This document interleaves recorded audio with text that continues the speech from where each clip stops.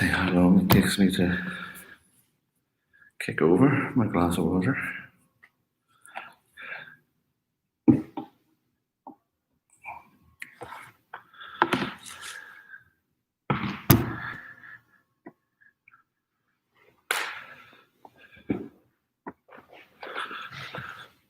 Oh, try to get comfortable.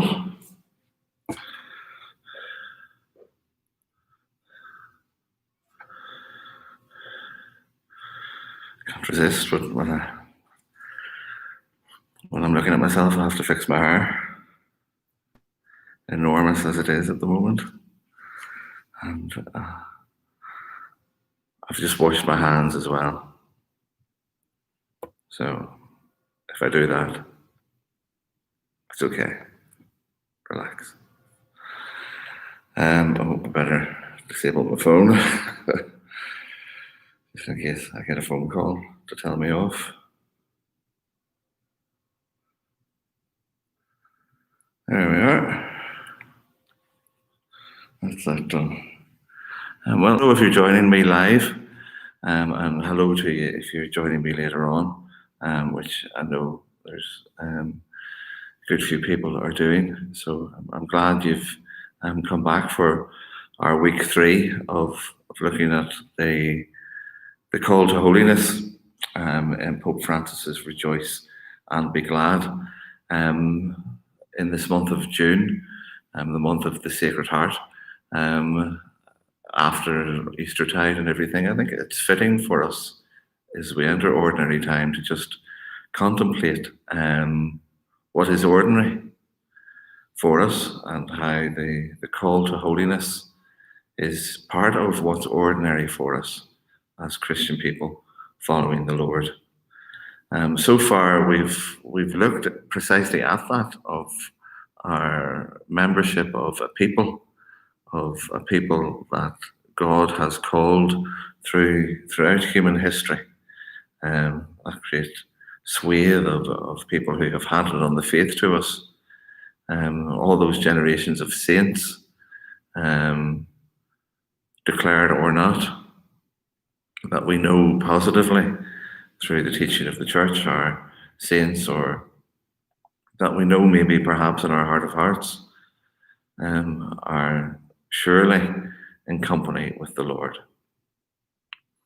To look at how we can join that great chain, how we can discern our place in it, by seeing how God has called us by name, and what that call means. You know, what's the name that I have, how there is, if you like, in ancient Egypt, everyone had 2 names. They had the name that everyone knew them by, and they had a secret name that only their mother knew. And that was because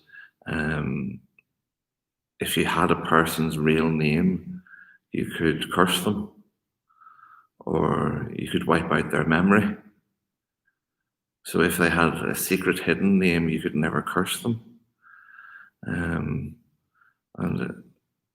say, for example, Akhenaten, who was the great heretic king in ancient Egypt. We only know about him because we found artifacts bearing his name that had been ripped down and used as filler in the monuments of later pharaohs. And they did that to eradicate his name. So they hid them away as filler in walls and so on. But because they did that, they were preserved. And we ended up knowing who he was. So our name is important, you know, and look even in the scriptures, how important it is what Christ calls people. You know, and let's think of Simon Peter. There's someone with 2 names. You know, his given name is Simon, and then that second name that is given to him is Peter as the rock. You know, throughout scriptures too, that happens with Abraham becoming Abraham and so on. So it's to think of ourselves of the name that we've been given, and then what's our second name? What's our missionary name? What describes what Christ wants us to do, if you like, and to say about that, to follow that mission given to us, and to not be afraid, but to realize that in that is the fullness of life. God came that we might have life and live it to the full. To live our life to the full is to live it in accordance and matching up to that great call the Lord has given to each of us. Last week we looked at some obstacles to that. One of them being Gnosticism. If you recall, that is pretending that you know better than everyone else, or that you know some secret knowledge more than anyone else. And pretending that because you know that, then that's it, you're sorted. And the other was Pelagianism, which was imagining that you could work your way to heaven, if you like. That if you did these things, then that would be you building your own ladder to heaven, which ignored God's grace. Both of them really ignored God's grace. One, his grace in the life of ourselves as individuals, and the other, his grace in the life of others. So just to look at how we can live in and by grace, and in that name and that call that he has given to us. So today we're going to look at chapter 3, and in it particularly Pope Francis has us look at the Beatitudes from Matthew's Gospel. I remember when I was before I was a priest, I was at an ecumenical meeting, and someone said to me about it, you Catholics are all about the Beatitudes. And I said, are we? And he said, yes, don't you know what the Beatitudes are? I said, I'm not entirely sure. I said, because I went to a Quaker grammar school, so I might not be the most Catholic. And he laughed, but I've always remembered that association of the Beatitudes with Catholicism, and how that's fulfilled or exemplified in what we see today. Pope Francis says that the Beatitudes are like a Christian's identity card.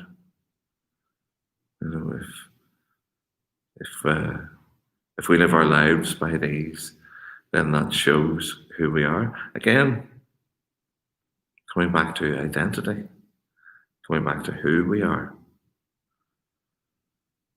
So throughout them, the word happy or blessed becomes a synonym for holiness. If we are any of these things that we see in the Beatitudes, then they are their path to holiness. So as we enter into them, let's allow Jesus' words to unsettle us, Francis says, to challenge us, and then to demand a real change in the way that we live. The first of them is, blessed are the poor in spirit, for theirs is the kingdom of heaven. Start off with the humdinger for us in our materialistic world. For me, in our materialistic world, I know the struggle, if you will, of this. Although I must say, over the last few months, the lockdown, I've managed quite well without the shops. Have I've managed quite well without Liverpool One, which I'm pleased with. Okay, I've had Amazon, um, but I haven't really shopped that much there, and haven't gone to eBay at all. So I've done fairly well.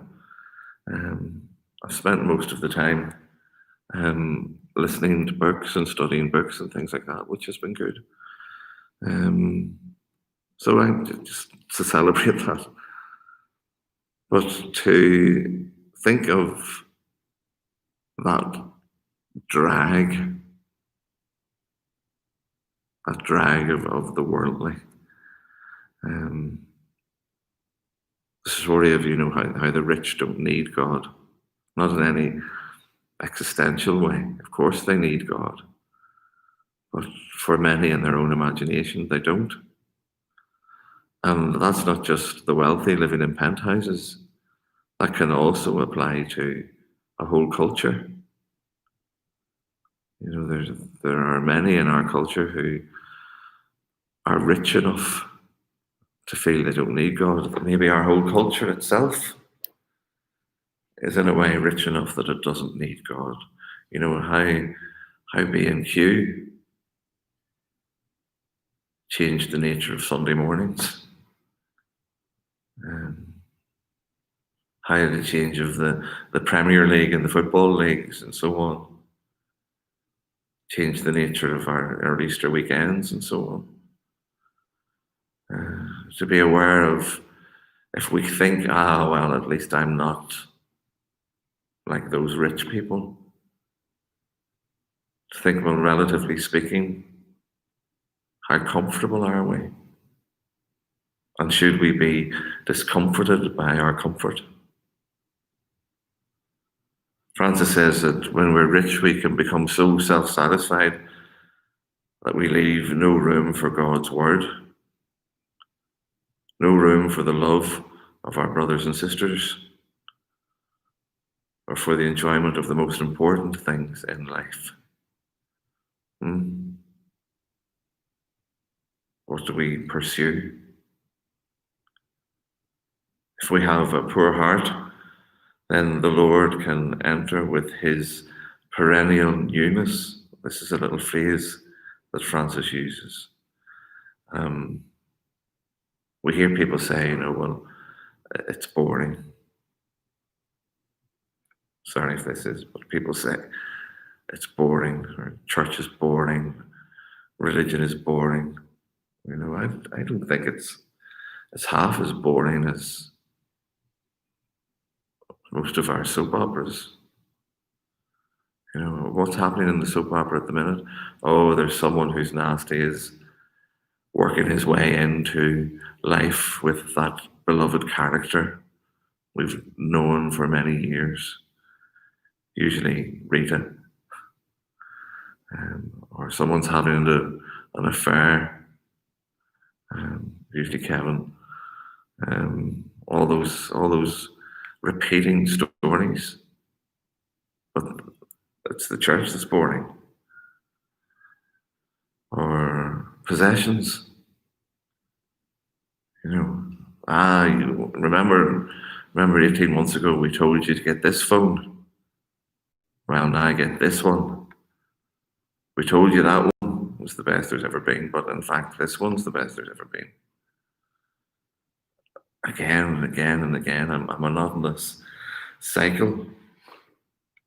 But the only real freshness, newness is actually Christ. If we can be poor in heart, poor in worldly terms, we can experience the richness of the kingdom of heaven. That is Christ coming and entering into our hearts. in my spiritual life, I'm always rediscovering him. It's one of the great blessings. Sometimes in life, even when my faith has been unstable, I've come back with a new and fuller awareness of who he is.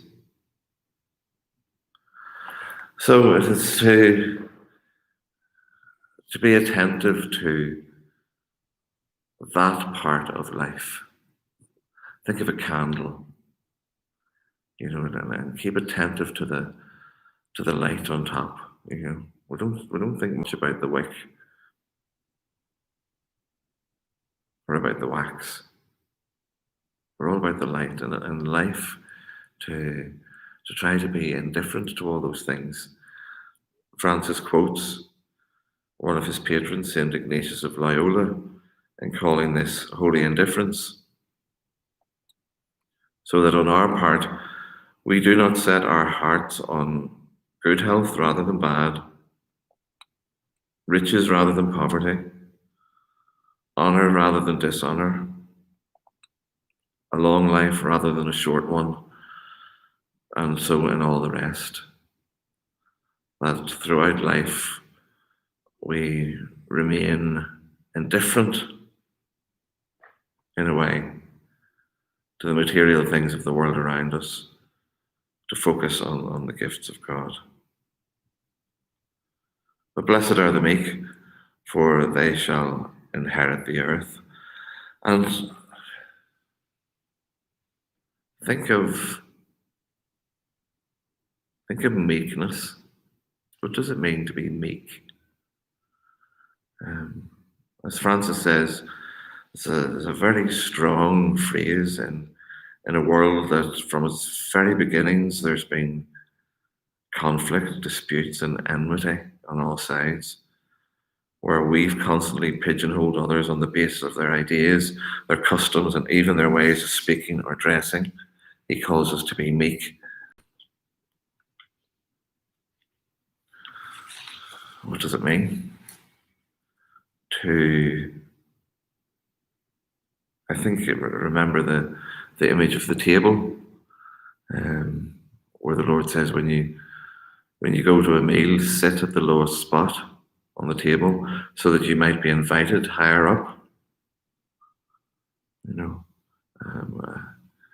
A humility that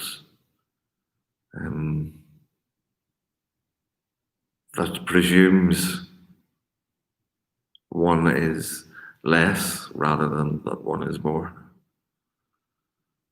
A meekness that allows you to put your life at the service of the poor. A meekness that allows you to acknowledge that in the world there is, and always has been, something greater. There is God, and there is the church. As I said previously, one of the great blessings that we have in the church is that teaching which comes to us, which is handed down to us, which means we don't have to struggle. But if we can meekly put ourselves in membership of that body of Christ, we can be guided to understanding who he is and understanding how we are to be meek.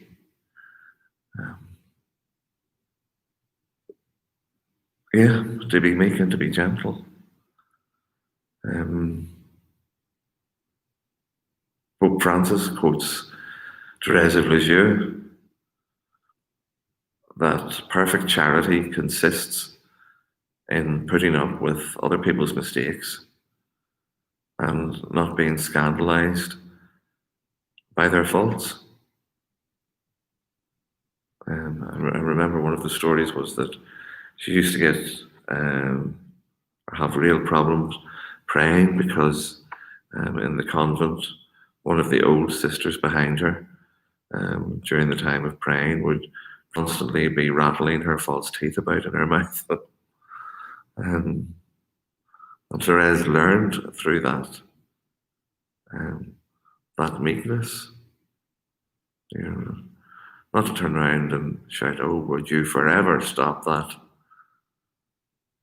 But to be where she was and to pray for that sister and to think of her intercessions, to be meek, to be of service.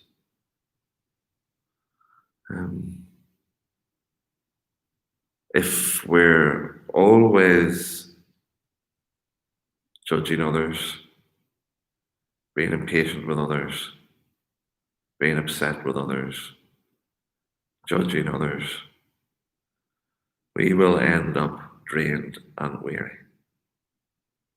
That's what Francis says. We'll end up missing our own salvation because we keep trying to get in the way of other people's. Beatitudes continue. Blessed are those who mourn, for they will be comforted. To be in the suffering of the world. Again, look at our modern society, our modern culture. How much energy is expended on fleeing from situations, from suffering, when in reality the cross can never be absent from anyone's life. It's there. It's part of the human condition to be there with those who suffer. In mourning, the Christians have a very particular association with mourning from the very beginnings. One of the things that impressed the Roman citizenry was during times of plague or illness. It would be the Christians who would stay to take away the bodies of those who had died, to honour them and to bury them. They couldn't believe that. They couldn't believe that there were some who would do this. And since medieval times, to bury the dead has been one of the corporal acts of mercy, officially, on the list. Again, during times of plague, it was the Christians and the Christian duty to bury and to mourn with others. And it's not just about that, it's about being with those who suffer, bringing them relief. And it's a sorrow of this time. And I know it's a sorrow that many in the church have felt, that because of the nature of this pandemic, we've had to stay away. We've had to stay away in case the hand that anointed became the hand that infected. It's been very difficult. It's been contrary to many of our natural instincts. So it has, and we look forward to when we can again be there with the suffering and the dying. When we can again hand people over to God.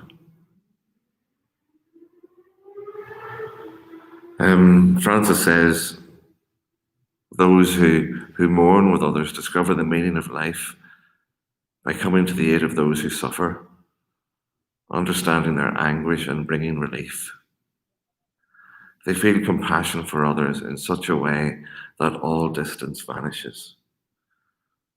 And there's perhaps another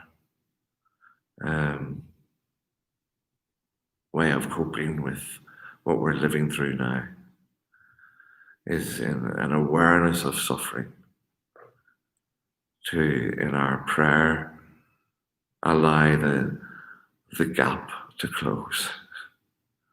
You can have social distancing, but there's no such thing as spiritual distancing.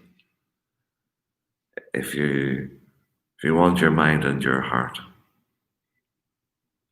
to be on those wards, in those care homes, beside those deathbeds, then by prayer let it be.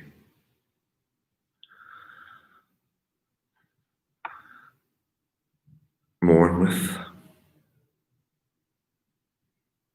and they will be comforted.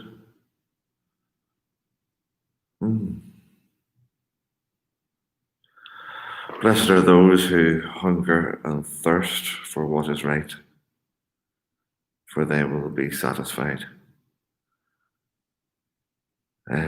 Francis says there are those who desire justice for righteousness with similar intensity. Jesus says that they will be satisfied, for sooner or later justice will come. And we can cooperate to make that possible, even if we may not always see the fruit of our efforts. To make the world, by our presence, by our example, a more just one.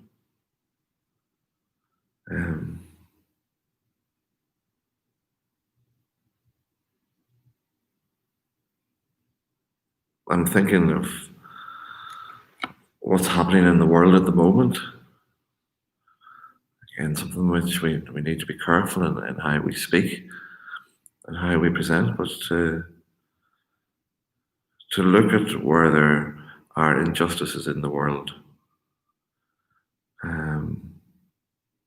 and to produce or to try to create a culture in which such things would be unthinkable to all. That's by being present with God's love to the world, with God's justice in the world, and with a real hunger for it. And we can make the difference. I really believe that. More so than other groups or factions or movements that can enhance distinction. We can enhance that sense of union, which is under one justice, under one goodness, under one mercy. Happy are the merciful, for they shall receive mercy. Well, let's do unto others as you would have done unto you. And to use that, particularly, and this is, Francis quotes the Catechism, particularly apply that in cases where we're confronted by situations that make our moral judgments less assured and our decisions more difficult.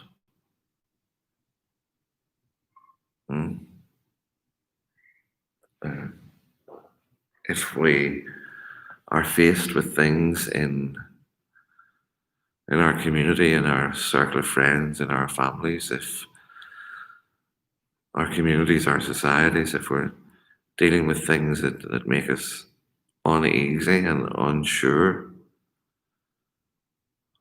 this asks us to always give the benefit of the doubt to the golden rule. If you were them, how would you want to be treated?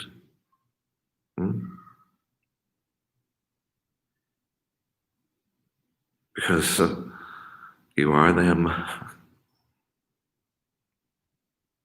They are you. So treat them as you would like to be treated yourself. Never forget, Francis says, that the yardstick we use for understanding and forgiving others is the measure for the forgiveness we receive. Christ says that we are blessed who forgive, and forgive 77 times. And we need then to think of ourselves as, and this is a lovely phrase, an army of the forgiven. There's a whole culture of gotcha, a whole culture of condemnation, a whole culture of destroying people.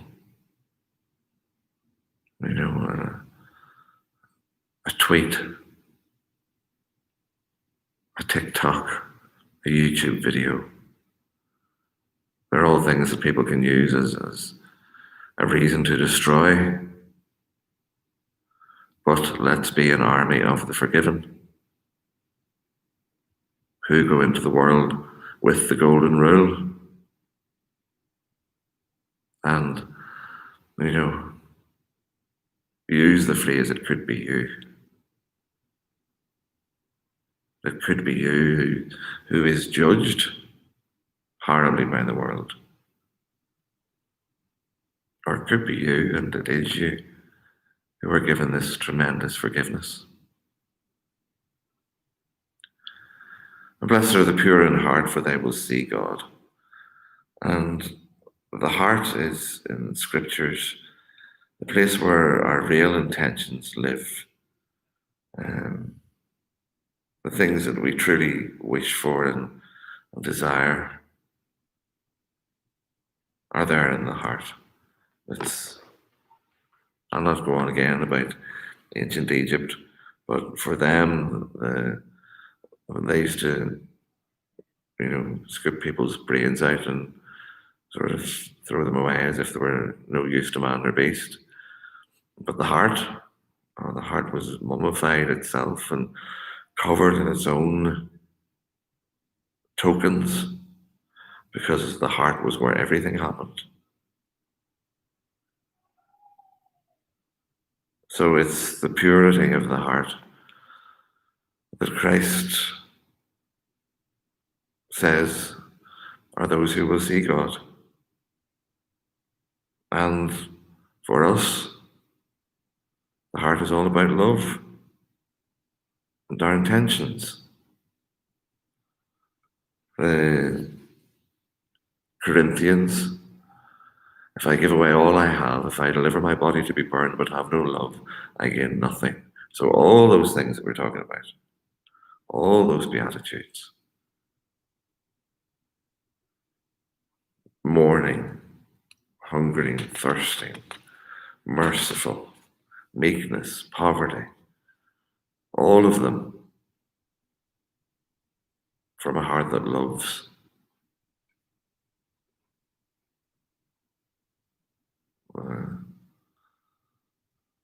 Which comes first, the chicken or the egg? Which comes first, the beatitudes or the love? Or maybe just to accept that there's a great cycle there. That a loving heart allows us to do these things, and in doing these things, the heart becomes more loving. And then go back to what we said about that perennial newness of Christ.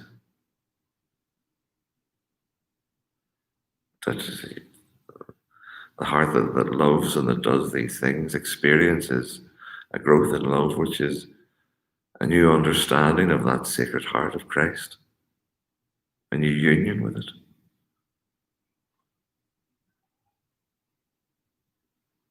Blessed are the peacemakers, for they shall be children of God. And there is peace in the world. There's the great peace. There are the great campaigns. There are all those things. But there's also just the peace of our own communities, of our own relationships. Francis has a very deep dislike, rightly so, of gossip. He says here, I may hear something about someone and I go off and repeat it. I may even embellish it the second time round and keep spreading it. And all the more harm it does, the more satisfaction I seem to derive from it. Putting people down. I was listening this morning to Casey Musgraves, the modern country singer, and in one of her songs, there's a line in it, putting salt in my sugar doesn't make your sugar sweeter, which I thought was a good line. So stop it talking about people or putting people down or creating division. And Francis says, just hold on a second and listen to this. To those who sow peace, Jesus makes this magnificent promise that they will be called children of God.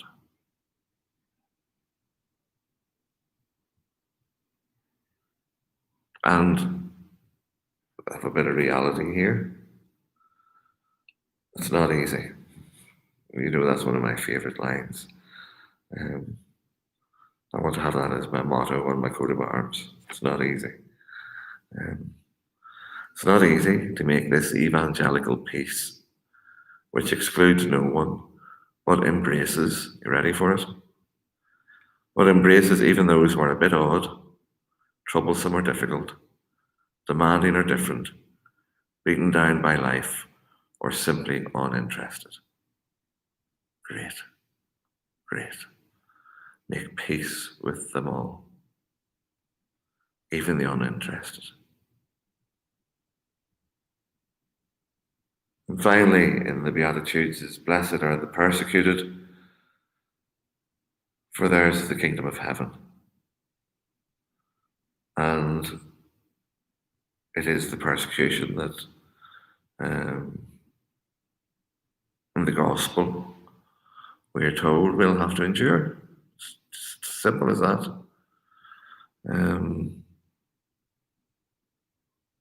It's just part of the story. Yeah, there have been worse times, but we didn't live in those worst times. We live in these times. So we can only experience the persecution we experience now. Ask them from those worst times to encourage us, to grace us.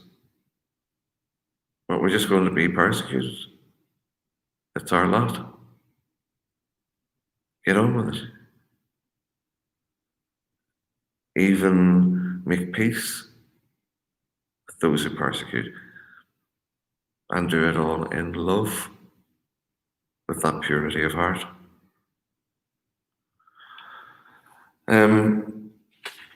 He goes on in the chapter to deal with Matthew 25, which is a continuation of the Beatitudes.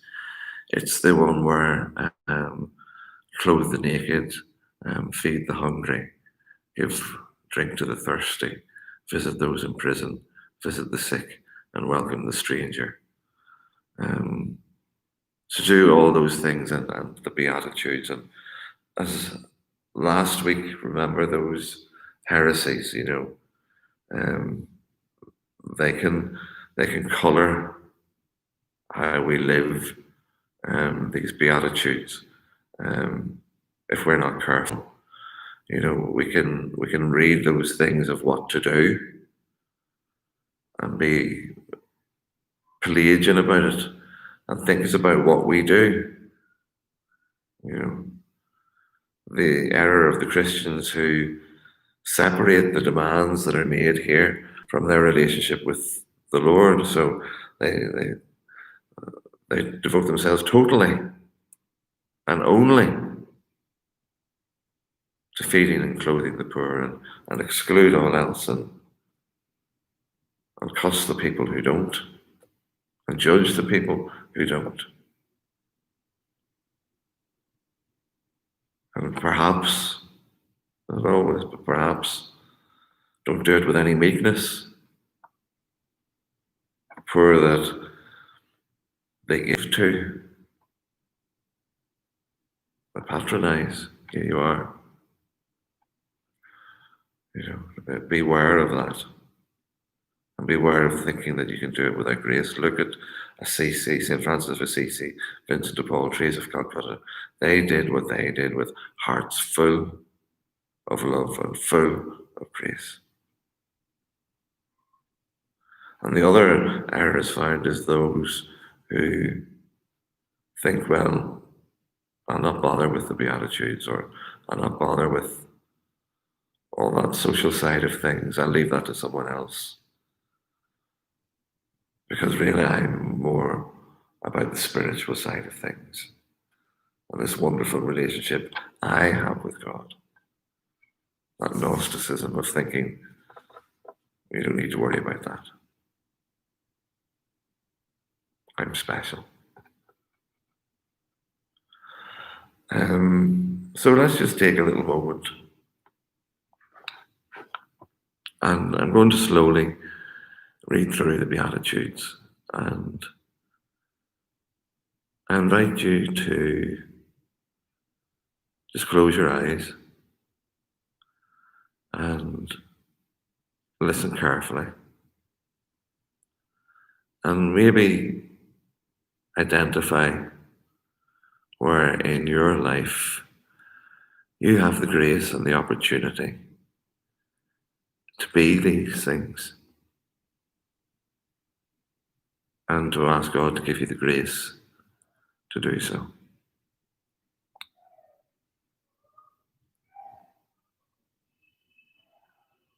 So just become centered where you are.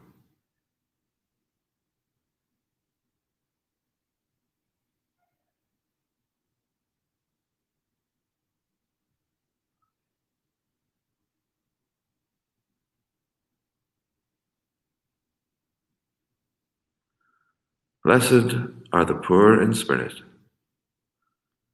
for theirs is the kingdom of heaven.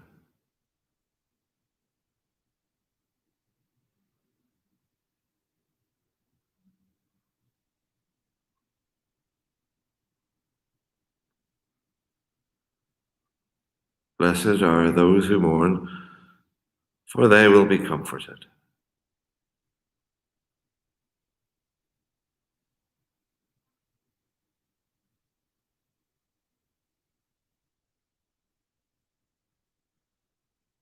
Blessed are the meek, for they will inherit the earth.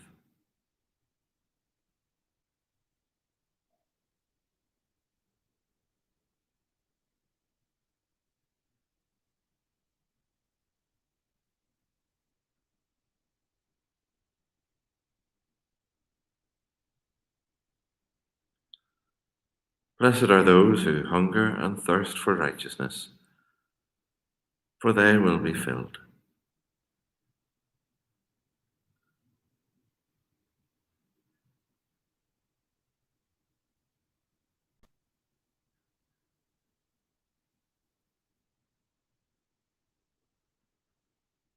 Blessed are the merciful, for they will be shown mercy.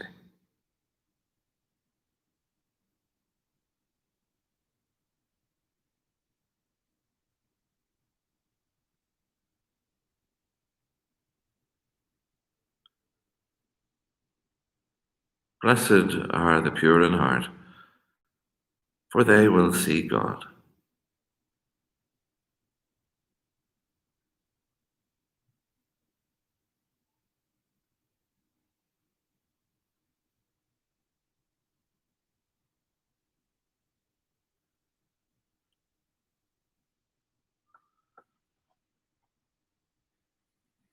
Blessed are the peacemakers, for they will be called children of God.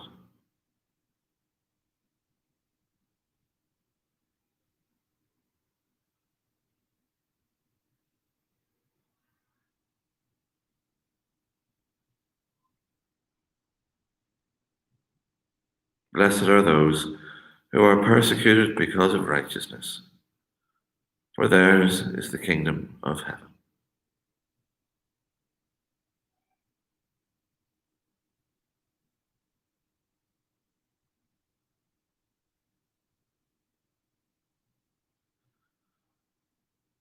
Glory be to the Father, and to the Son, and to the Holy Spirit, as it was in the beginning, is now, and ever shall be, world without end. Amen.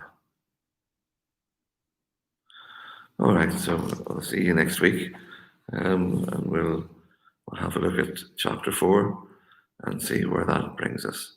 Thanks for joining me. Take care of yourself. God bless. Bye now.